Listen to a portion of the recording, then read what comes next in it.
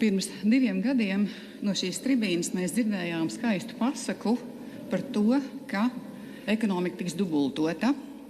Un šodien mēs šo stāstu turpinam klausīties, un izskatās, ka ir pat politiķi un ierēģi, kuri tam patiešām arī tic. Bet paskatīsimies uz faktiem. Lai dubultotu ekonomiku, izaugsmei ir jābūt 5 līdz 7% gadā, bet realitāte ir tāda, ka pēc labākajām prognozēm šajā gadā izaugsme būs 2,6%. Pagājušajā gadā tā bija knapi pār 2%, un nākotnes prognozes ir vēl skarbākas.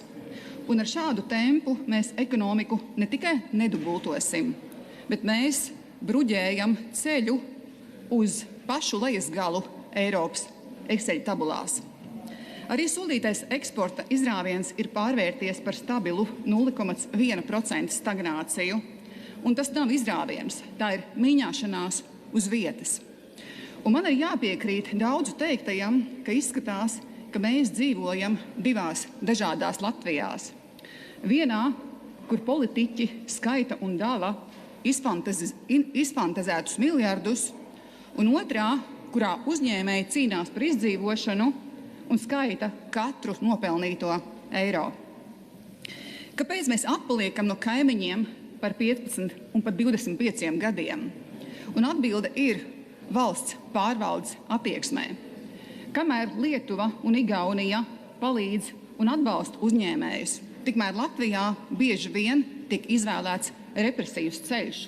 Un nesen mēs šeit no Saeimas tribīnes runājām par to, ka valsts ieņēmuma dienests piemēro visbargākos nodokļu piemērojums mazajam biznesam, liekot maksāt nodokļus ar atpakaļjošu datumu par pēdējiem 3 gadiem, un vēl papildus nokavējumu naudas.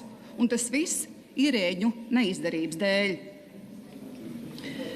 Mazie uzņēmēji ir Latvijas valsts ekonomikas mugurkauls. Un kamēr teju vai visas partijas savos kongresos un programmās sola atbalstīt mazo biznesu, tad realitāte, diemžēl, ir pretēja. Un arī valsts veiktā nodokļu reformā tieši mazais bizness palika nesadzirdēts un caurkrit šai nodokļu reformai, un tiem joprojām ir augstākais nodokļu sloks Baltijā.